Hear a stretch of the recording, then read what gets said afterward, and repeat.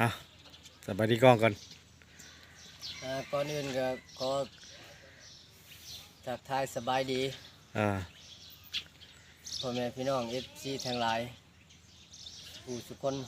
ทั่วประเทศเนาะมื้อนี้หันสิมาเห็นยังงานก็ใกล้สิสำเร็จเลยและกำลังสั่งกระเบื้องอยู่เดี๋ยวนี้ฮะกระเบื้องยังบ่ได้เนาะสั่งแล้วเนาะกระเบื้องเนาะสั่งแล้ว200แผ่นถือว่าได้มุ้งบ่มื้อนี้ได้มุ้งยิงตามเขางานมาเร็วกัน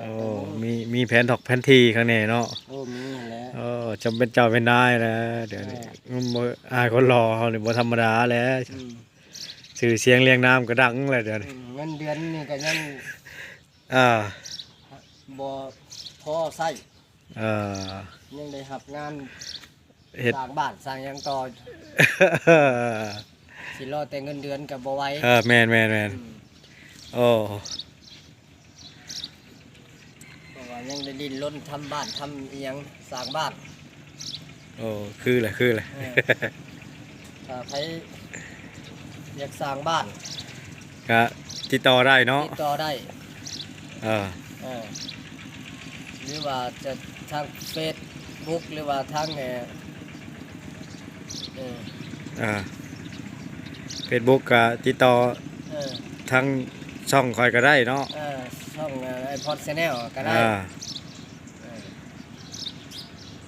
แม่นกันเบอร์โทรหาเดียวจะเอาขึ้นให้โดย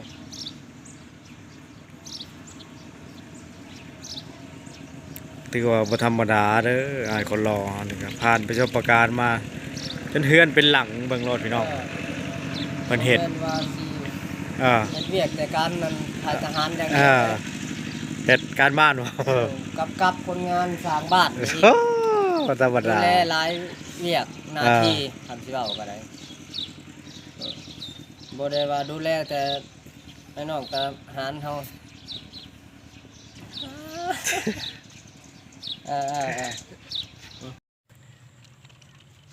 เรียบร้อยเลยติ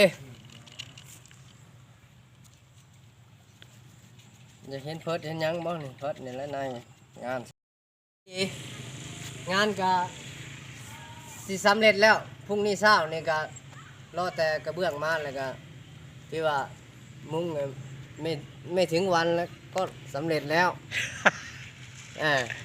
แค่นั้น